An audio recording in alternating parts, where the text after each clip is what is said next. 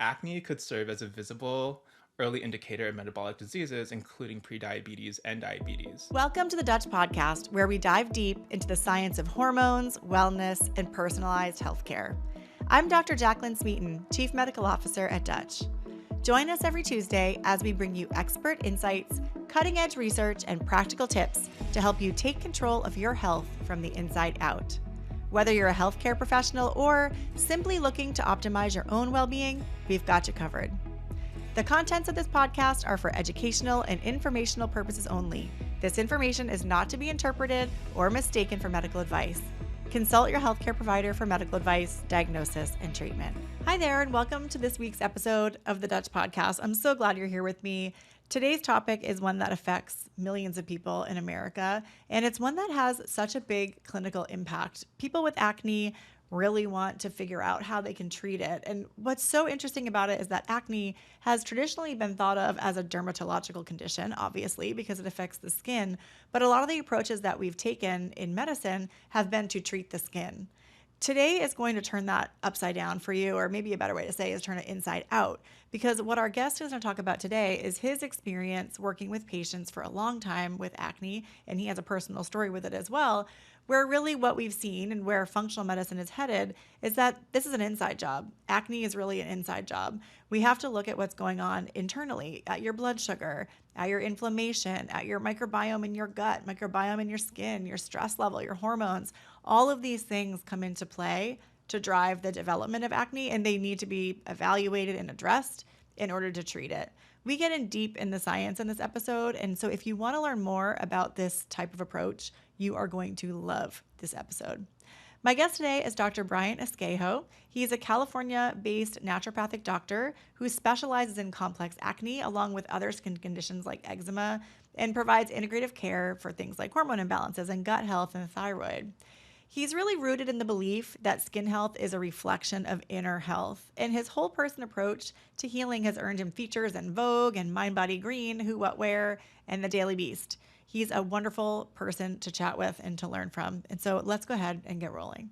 All right, well, Dr. Bryant, I'm so glad that you're here with me on the Dutch podcast today. Thank you so much for joining. And we're going to talk about a topic that I think affects a lot of people and the ability to find like a healthful route to solve acne challenges can be so elusive for patients.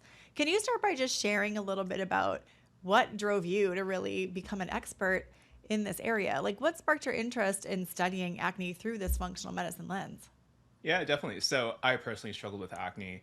As an adolescent, I went through the whole entire rigmarole of the algorithm where I was where I was prescribed topicals, and then I was prescribed oral medications. Ultimately, I had to go on Accutane, and it did clear up my acne when I was a teenager. But then I started to notice, especially when I was in Portland for medical school, my acne started to come back up. And at that point, I was like, okay, there's something else that's going on. And because of my own journey with acne and my own relationship with my skin, I wanted to understand what's happening from within, see it from a fully naturopathic lens, and see if it actually works during my whole entire time in naturopathic medical school. And it did. And in my head, I'm like, okay, like I want more people to start to understand their skin as not just like as a skin level problem, because I see now that acne and other inflammatory skin concerns are really a reflection of what's happening internally and really overall health. It's a really fascinating point. I think it's such a great place to start because I think traditional medicine treats acne as a skin issue, right? And really, I think naturopathic medicine and functional medicine look at it a little bit differently, where like that's the expression of the problem, that's what you see, but the problem is actually something going on internally. And that inside out look at skin conditions is a relatively new one that I think is probably still challenged by a lot of like the conventional dogma. Can you talk a little bit about that approach? Like, why is it that we look at internal drivers, and what are some of those internal drivers? Yeah, definitely. But just to echo what you said earlier, a lot of the conventional dogma just really sees acne through like this linear like algorithm, right? Where many individuals just see skin issues as skin level problems. But there is a larger portion of dermatologists and conventional providers who do understand that there are underlying factors that do play a role in acne. So I feel that by starting to answer this question, I feel that people need to understand what's really happening at the skin level, because once you start to understand those pathophysiological factors, people will be like, oh, I now now understand why the systemic factors are manifesting as skin level issues. So really what's happening at the skin level it's widely known, there are four pathophysiological factors. So there's Cutibacterium acnes, which is a bacteria. There's also excess oil production, hyperkeratinization, and inflammation. And all four of those come together to essentially manifest as acne on the skin level. And then when we start to understand what's happening at the skin level, we can then understand what's happening systemically.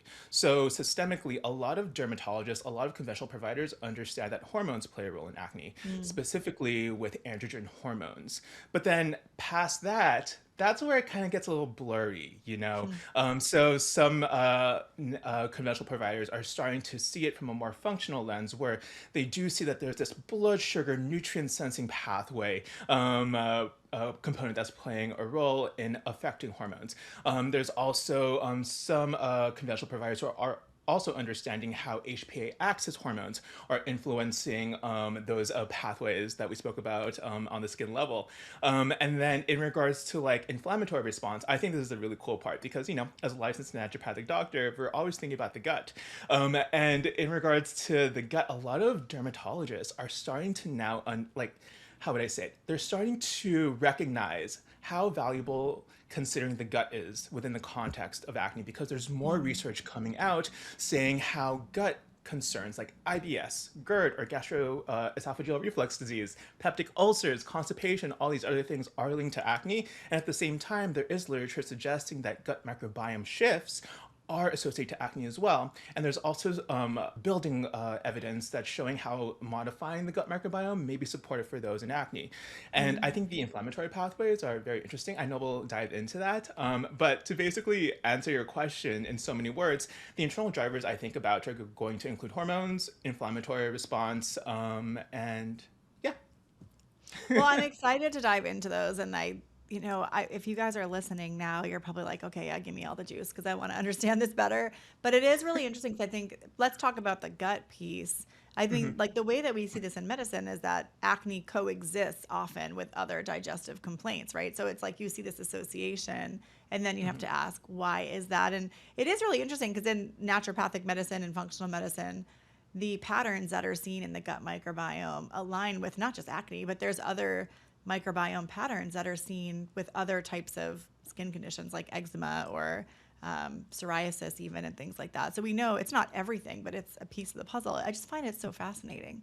Yeah, it's really interesting. Like, not only do I treat a lot of individuals with acne, but I also help out other skin concerns. And it's really interesting to think about how a lot of these gut microbiome shifts kind of look similar when we look at the data, but the way it expresses on the skin between individual people is very different. And it's really interesting to me. Yeah. Well, let's start with maybe metabolic health. That was the first thing you mentioned was blood sugar. And you've written about the connection between blood sugar and acne. We'll put links in here for the show notes if you guys want to check out some of Dr. Esquejo's writings on that. But how does something like insulin resistance begin to influence the skin? That doesn't seem like as direct a connection. Help us draw that conclusion of what's going on there. Yeah, definitely. I actually love talking about this with patients in office, and they're just like, what do you mean blood sugar is playing a role in what's happening on the skin level? So first of all, just to like set the stage for folks, there is some really cool literature that's really has been published from what I remember, like 2012 up until today. So in 2012, 2022, and 2023, there has been literature suggesting that certain blood sugar biomarkers are associated with acne, with some of those researchers suggesting that insulin resistance may play a role in the development of acne. And then in 2013, there was a study that was published by Melnick and Zaboulis that basically outlined a proposed mechanism as to how blood sugar and the nutrient sensing pathway, which involves insulin and IGF-1, may play a role in acne. So to just really lay that proposed mechanism, what the researchers suggest was that essentially when somebody has higher levels of blood sugar because of, like a high glycemic diet or just eating more sweets, I'm not gonna lie, like during the holidays, I eat a lot of sweets and I get breakouts. But when somebody has higher levels of blood sugar, that then tells the pancreas to send out more insulin. And then that higher level of insulin then triggers hepatic release of IGF-1 or insulin-like growth factor 1. And when we look at IGF-1, that's where Melnick and Zaboulis essentially suggest that where hormones, like androgen hormones, may be amplified, like the production of androgen hormones may be then amplified. And from those androgen hormones, it is then suggested that the skin pathophysiological factors may be affected, specifically with hyperkeratinization and excess oil production. Now, that's just IGF-1. Let's go back to insulin. So in regards to insulin, the proposed mechanism by Mulliken Zabulis, they say that insulin and insulin growth factor 1 activate mTOR, which is like that nutrient sensing pathway specifically.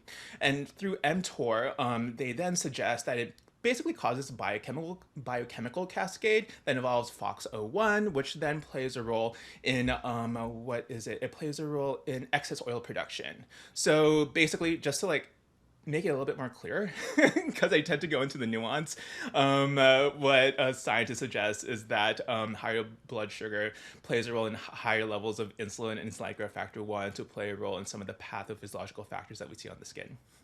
I mean, we also know that when you have high insulin or you have insulin resistance, we see shifts in how you metabolize hormones. And we see shifts towards 5-alpha reductase producing, like basically through the androgens being metabolized through more alpha versus beta pathways, where you end up making more androgenic metabolites too. So there is that hormone connection there that we see. There's probably an inflammatory connection as well.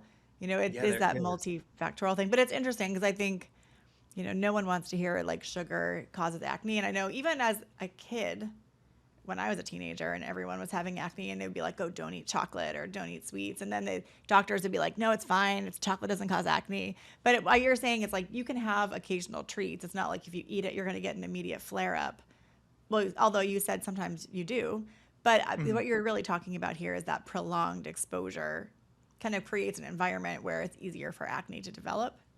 Yes. Exactly. So from what I've seen with my own patients and also my own skin, it's not immediate for many folks. So like what you said, it does take time for these shifts to develop.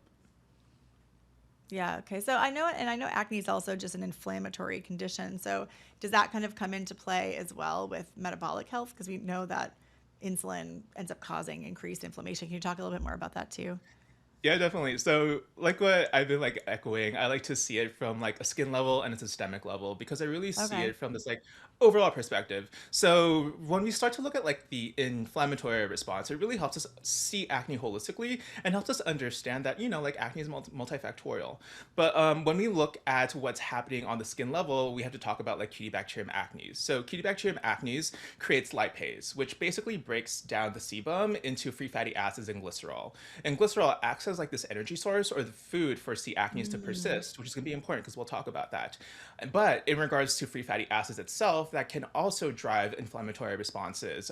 But going back to C. acnes or Cutibacterium acnes, when it does persist, it essentially induces the production of inflammatory cytokines from keratinocytes, sebocytes, monocytes, and macrophages. And it activates all of that through toll-like receptors 2 and 4, which is going to be really important when we talk about systemic effects, specifically with the gut. Now, in regards to the gut, it's not fully elucidated just yet, but there is emerging research that is essentially outlining some pathways. So there is this really cool article that was published in 2020 by Thompson and other researchers, where they essentially looked into gut dysbiosis in people with acne. And they essentially spoke about how gut dysbiosis may play a role in intestinal permeability, which some folks call leaky gut. And intestinal permeability or hyperpermeability may then lead to translocation of lipopolysaccharides or LPS.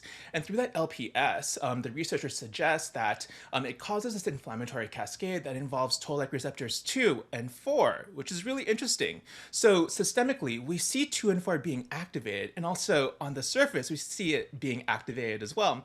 And through that pathway, the researchers suggest that this chronic low-grade inflammation as to what's going on with the gut may influence what's happening on the skin. I want to kind of break this down like in the way that you tell your patients too, because it seems like, I mean, there's so much research out there, and I want you to layer on your clinical experience with that to really share what your experience is. But what I'm hearing you say is that we have like lipopolysaccharides are used in a research environment to trigger inflammation in the body. It's used in a lot of different types of science experiments. So you're saying that when they are injecting LPS in animal models, then they're seeing all these downstream changes and cascades. I mean, that's one of the things, the hallmarks that we see in women with PCOS, where acne is so common or high androgens are so common. Because what we see in PCOS, just to kind of tie it back for listeners if you're not familiar with this, is that there are kind of genetic predispositions and biological predispositions where women make more LH compared to FSH. And so that should change throughout your cycle, where you make more FSH kind of at the early part of your cycle. It helps you make follicles, but LH drives more androgen production. And so when there's that disproportion or imbalance in those hormones, which both come from the pituitary gland in the brain, then we end up seeing kind of, you don't ovulate, you make more androgens, and it can lead to some of the physiology of PCOS. So if you're a listener who has PCOS and maybe has acne as a side effect, that's the connection there. Like what you're saying is that when there's inflammation, it really kind of stimulates that same process in a way that probably makes it a lot worse for patients who are already predisposed to make a lot more androgens. Mm-hmm. Did I tie it together well? I'm not an acne expert. I'm here to learn from you. You did. That was amazing. I tend to go into like the technical aspects, and I love that. This is the place for that. This is definitely the place for that. Yeah. I appreciate that you translated it. So tell me a little bit about like when you would think about inflammation or metabolic health being a component of someone's acne, because of course that's a component sometimes, but not all. How do you know when you need to like look under that rock?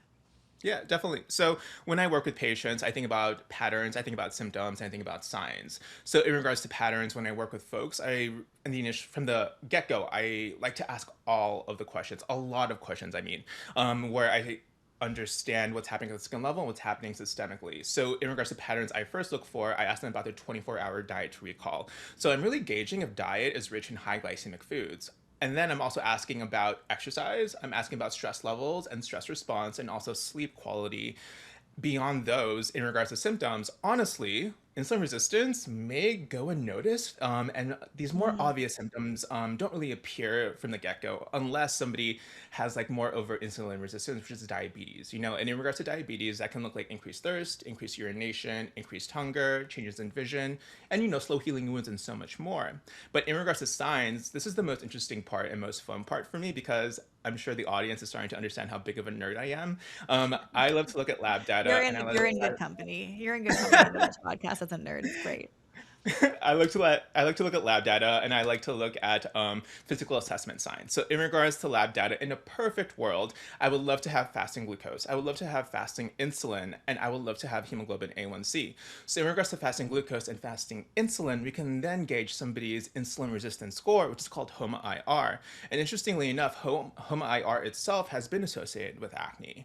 Now, in regards to physical assessment signs, I'm looking for things that tell us that could be some insulin resistance going on, beyond some other things, depending on what the patient's picture is. But in regards to insulin resistance itself, I may look for acanthosis nigricans. Are you familiar with that, Jaclyn? I'm familiar, but I'm not an expert. Tell us more. Yeah, definitely. So acanthosis nigricans is essentially the skin issue where skin becomes darker and thicker, and it kind of appears more velvety. And it's because of high blood sugar. So it's actually associated with insulin resistance.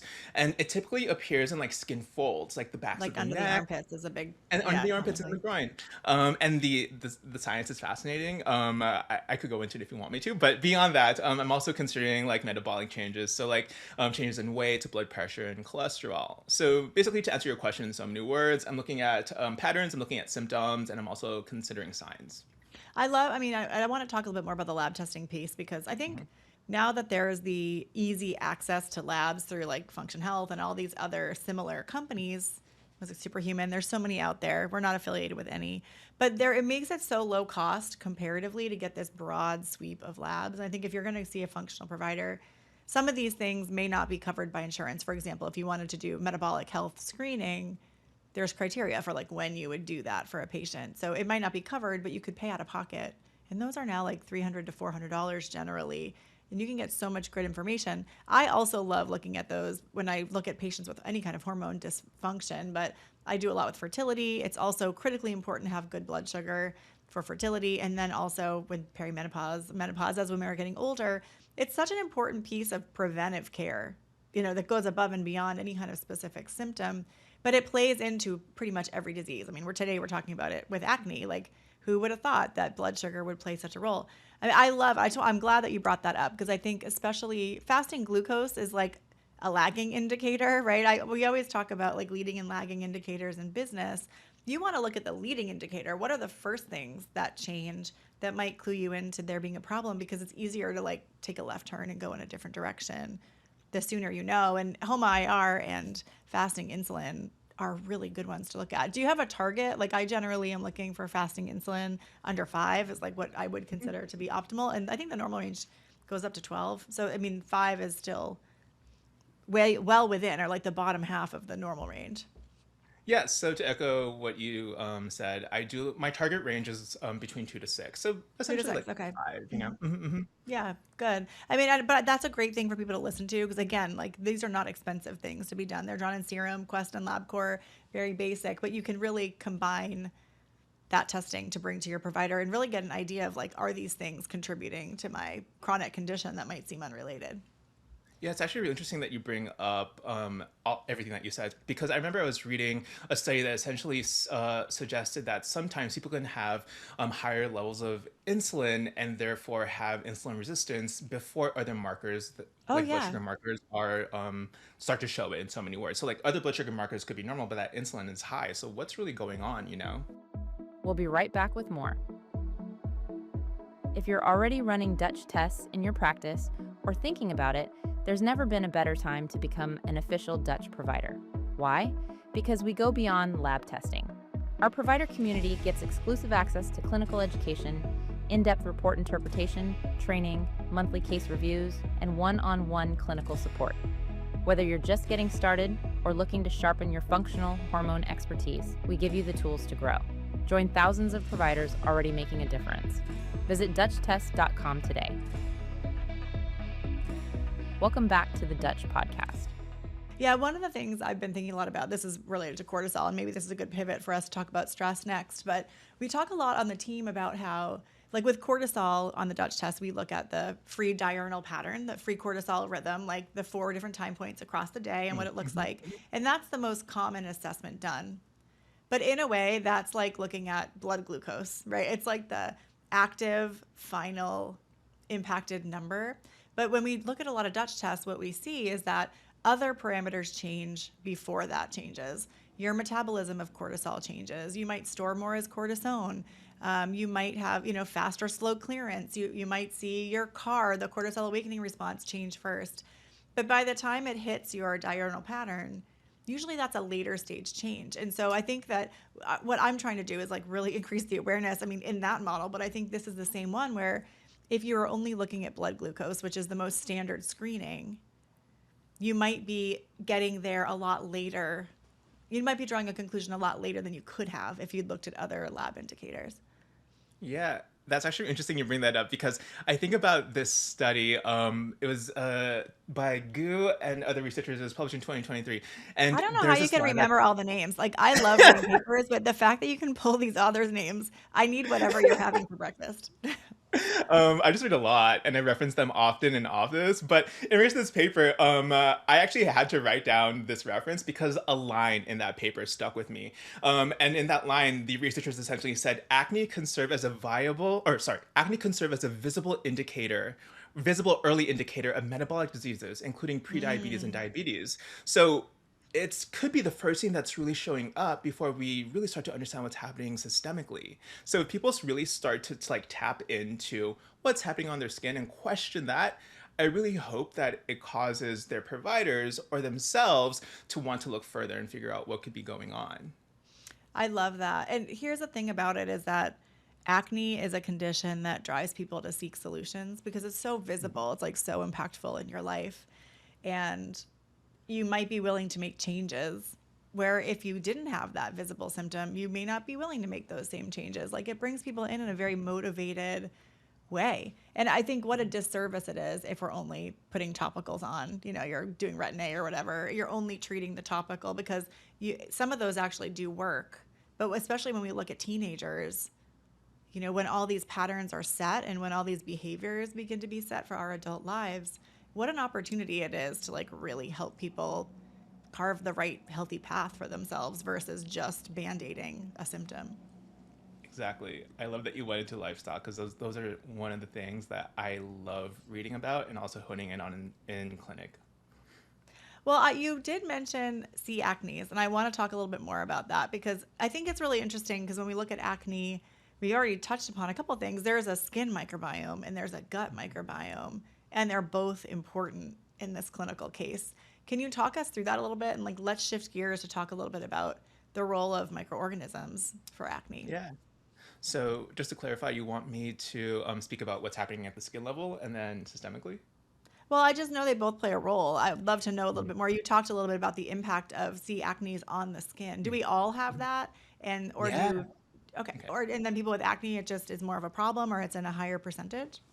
Yeah, great question. So, C. acne is on everybody's skin, but what researchers are suggesting that is that certain strains are higher in people with acne, and that specific strain is more pathogenic and plays a role in the inflammatory response. I think the actual strain is 1A1 C. acnes, and the thing that's actually really interesting is that yes, we can address C. acnes topically with antibiotics, like topical antibiotics, but what researchers also found, I don't remember the article or the year, but what researchers found was once the topical antibiotic was discontinued, C. acnes ended up coming back.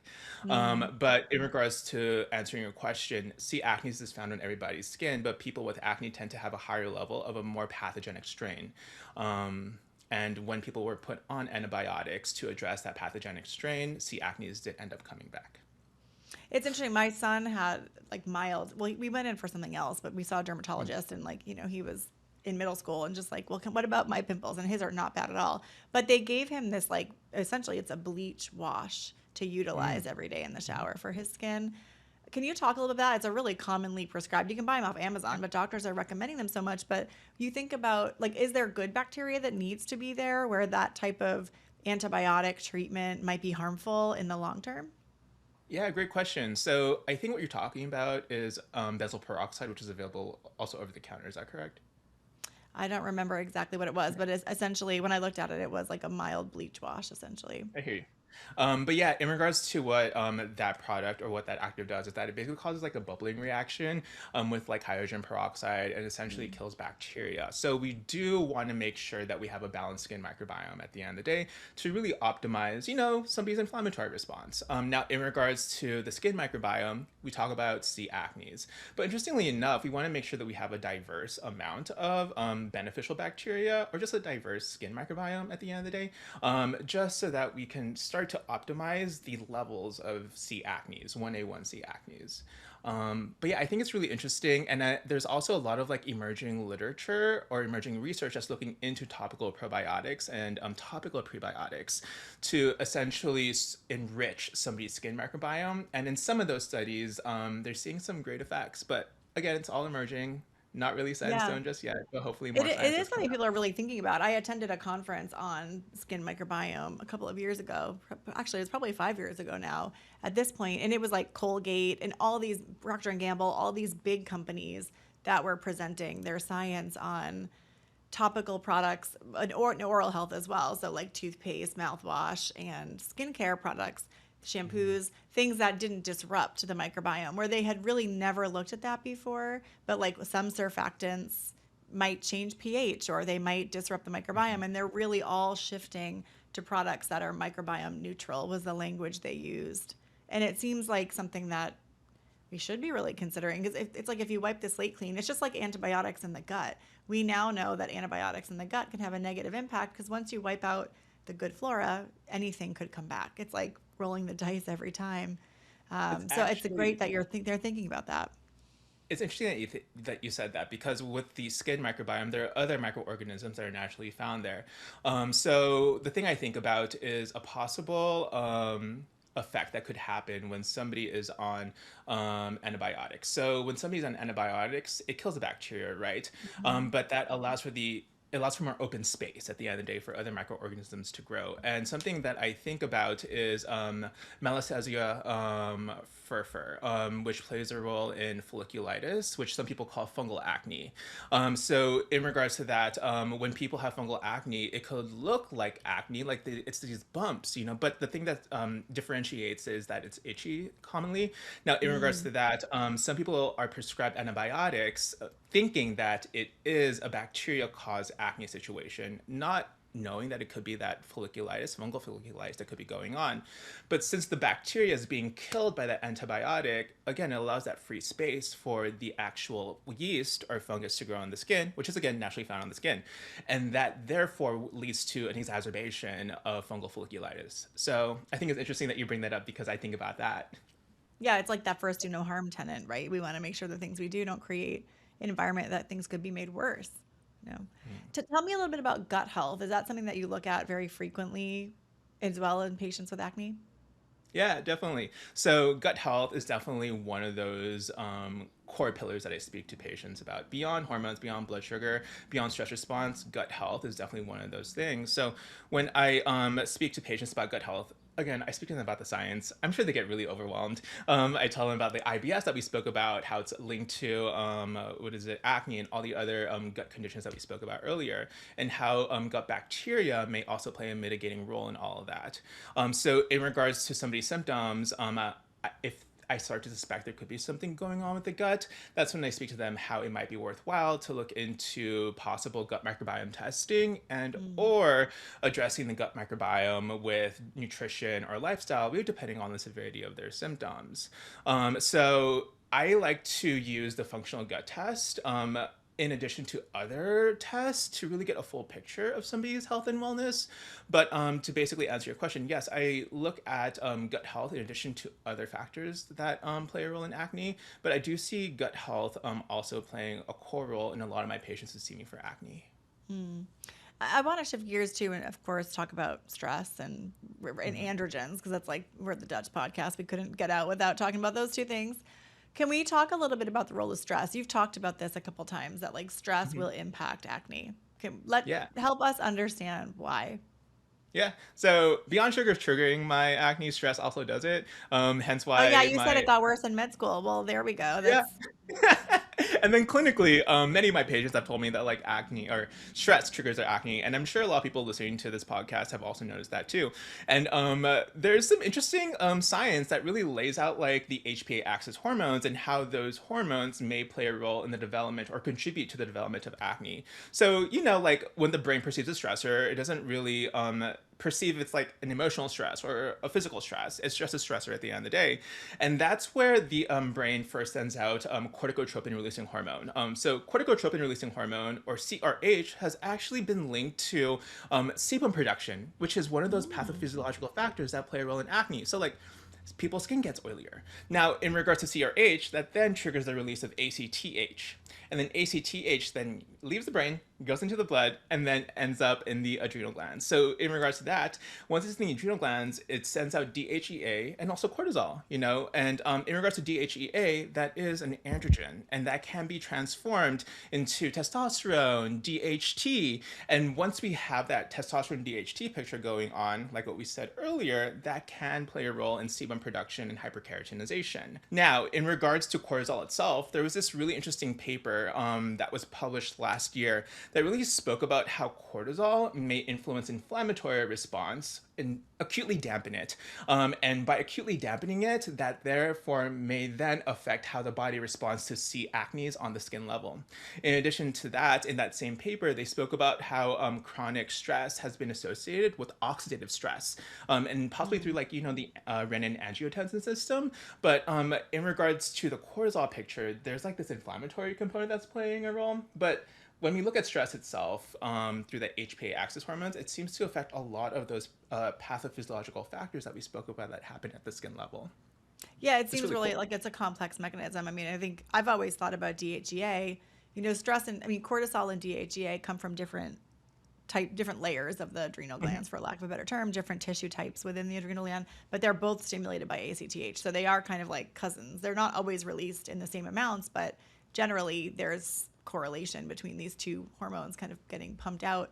And DHEA production can be stimulated by stress responses that are like kind of intended to drive cortisol production. So I'm glad you bring that up, because you can see changes in androgen production through DHEA pathways at times of stress when cortisol is high. We oftentimes see those correlated. And it's really interesting what you talk about, where then you have the cortisol, which is supposed to be like our body's fire extinguisher putting out fires. But if it dampens inflammation and you can't react to an organism or something, you could leave yourself more at risk of a problem. Yeah, definitely. Well, tell me a little bit about on Dutch tests, what you like to look at in your patients with acne. Like if you're going to run the Dutch test, take a look at that. What are some of the key areas that you want to make sure you're evaluating? Yeah, definitely. So this is a really great question because when I think of the Dutch test, I really like to have it as how would I say? It fills in gaps that conventional testing doesn't really check just yet. Because from my understanding, the Dutch test looks at metabolites, hormone metabolites, and also gauges the amount or the level of hormones in tissue levels. Am I saying that Yeah, correctly? I mean, I think so. And I love that you bring that up, that you are obviously a provider who really understands the test. I think blood looks at how much hormone is in the pool in the blood available to cells to use. When you look at metabolites, and we can estimate how much is in the blood based upon urine, but when you look at metabolites, you're looking at after it comes through cellular use, like what happens in the cell and what's spat out at the end. And it's so telling, particularly with things like androgens, where you have metabolites that are stronger binders to the androgen receptor than the original hormone. Like DHT, a metabolite of testosterone, is 3 times as potent as testosterone, meaning it binds to the androgen receptor and stimulates a response, a clinical response, 3 times more strongly than testosterone. So it's great to be able to evaluate that. So A plus for you on that one. Thank you. But yeah, in regards to conventional hormone testing, standard guidelines do not suggest it unless somebody has other symptoms of hormone imbalance. So if somebody does have normal like androgen hormones, my question is, why are they still expressing symptoms? Is there something going on with their hormone metabolites? And I feel that the Dutch test has been valuable in my clinical practice where I see these actual metabolites and there are some like shifts and imbalances. But one thing that I found to be so helpful, and I think it's so cool, it's like on the Dutch test report, there's this like fan that looks at 5 alpha metabolites, and seeing somebody's 5 alpha level tells me we should be investigating something further because is it stress response, is it blood sugar status, is it something else, because something is shifting the hormone metabolism to that 5 alpha side, which we know can play a role in higher levels of like with 5 alpha reductase. It basically synthesizes higher levels of DHT through testosterone. And then another thing that I found to be very helpful in my clinical practice, you spoke about it multiple times, is looking at somebody's cortisol response throughout the day, because that helps me understand like, okay, there's something going on acutely or there has been something going on chronically. And if it's something that's going on chronically, that's when I start to have the conversation with the patient about, okay, like what's going on here? How can we support your stress response? Because stress, like what I said earlier, has been associated with acne through all of these different pathways. But yeah, the Dutch test, I think it fills in gaps where conventional testing is not able to look just yet. Yeah, and I love that you point out that 5 alpha andro slide. I'm sorry, not 5 alpha andro, the 5 alpha reductase slider bar that tells you how they prefer to make it. Do they make more alpha metabolites or more beta metabolites? And testosterone and DHEA get metabolized by this hormone, 5 alpha reductase or 5 beta reductase. Other hormones do too, like cortisol and progesterone. We can look at that on the Dutch test too. But when we look at that for androgens, the alpha metabolites, and this is not for you, I know that you know this stuff, Dr. Bryant, this is for our listeners, but I always remember it because I remember alpha male, alpha metabolites. Like that's how I can keep track. Those alpha metabolites are the ones that are like more, I don't know, androgenic essentially, and they're more likely to cause those like male associated symptoms, facial hair growth, things like that. And so when we make that slider bar tells you how much you make, and you're right, some of it's genetic based upon your own genetics, what that would be, but then there's other underlying chronic issues that can cause it to shift. Traditionally, it ends up shifting all the bad things like insulin resistance and stuff, shift it more to make more alpha metabolites. And the most potent one that we want to look at, we actually just moved it to our homepage or our summary page of the report. It's called 5 alpha androstenediol or 5 alpha andro, we call it, little nickname. And that one is the byproduct of DHT. And now you can see it on a dial. We made it more prominent on the female report. And we just put out a white paper, which I'll link to in the show notes for you guys if you're interested in this, because more so than any measurable hormone or metabolite, it's the most accurate at distinguishing patients who have problems with androgenic symptoms like acne, hirsutism, androgenetic alopecia, and others. So we just wrote a white paper on this because it's a really interesting story of really understanding how metabolites are so impactful to our health clinically. It's not just the parent hormone. And we actually, I mean, I could give you hundreds of case reports where patients' testosterone and DHEA are normal in blood and they're normal on the Dutch test. But then when you look at their metabolites, they're a mess. And you can see why they have androgenic symptoms like acne. But it's not something that you would ever pick up if you looked just at the hormones, which is such an interesting thing and just speaks to the value of Dutch testing. I think that's really cool, honestly. I want to read that paper. I will send that to you. I will send that to you when we get off today, because it's so interesting. I think looking at hormone metabolism is especially helpful for anyone with androgen symptoms. So as we continue to learn more about acne as a systemic condition and think about it on this more whole person perspective, what areas of research like really light you up right now that you just can't wait for us to get the answers? I'm sure people are starting to understand how big of a research reading nerd I am. But there are some things that I'm very curious about. So first of all, of course, the gut microbiome is really fascinating to me. So particularly that LPS hormone blood sugar connection is really interesting to me, especially since I've been reading more about it within the context of PCOS. Another thing that I'm very fascinated about is getting a clearer picture as to how gut microbiome mechanisms influence inflammatory response in acne. Like we spoke about the TLR or toll-like receptor 2 and 4 systemically, but there's something else going on because the picture is not fully clear, and I hope science does clarify that. And then in addition to those factors with the gut microbiome, another gut microbiome thing I'm curious about is postbiotics. So for people who are not familiar with postbiotics, they're essentially gut-derived byproducts. And there's some really fascinating literature coming out right now that talks about short-chain fatty acids, branched-chain amino acids, bile acids, and how they may influence hormones that play a role in acne or an inflammatory response that plays a role in acne. And I think that is so cool. Beyond those, I touched on this earlier, I'm really passionate about lifestyle, and I'm really curious to know how scientists continue to understand how lifestyle and how somebody lives influences their acne. Because there was this really cool study that came out last year that essentially found that 1 year post-treatment of acne, up to 50% of people experience acne recurrence. And in that study, they actually found that 8 independent risk factors were associated to recurrence, and many of those were lifestyle factors, like what were smoking, they? alcohol. That's amazing. Alcohol consumption, you said? Yeah, smoking and alcohol consumption, habitual late sleeping, they say unhealthy dietary patterns, and so much more. So there's something going on with lifestyle, and I want more research to come out about it so that people understand, like, okay, like acne is more than just a skin issue. It's happening inside, but also in my environment, because what's happening in our environment impacts internal physiology. And I want people to start to understand their health holistically by seeing their skin holistically. What a great goal that is, to take a look at it that way. What do you think, like, where do you think that these functional medicine labs, like advanced hormone testing, like Dutch test, where does that fit into the process or the picture long term, you think? I'm sure the audience is starting to understand that I see acne through such a multifactorial lens. And depending on somebody who sees me, it could be one factor, it could be multiple factors or multiple organ systems that are playing a role. So depending on the patient that's sitting in my office and depending on what patterns come up, from what they tell me, what symptoms come up and what clinical signs show, I start to understand what labs may be warranted to suggest to the patient. So I consider blood work definitely, which is like those conventional blood work orders. And then I like to pair that because, you know, like what I said earlier, conventional blood work doesn't it doesn't have all the pieces, right? And I feel that functional testing can start to fill in those pieces.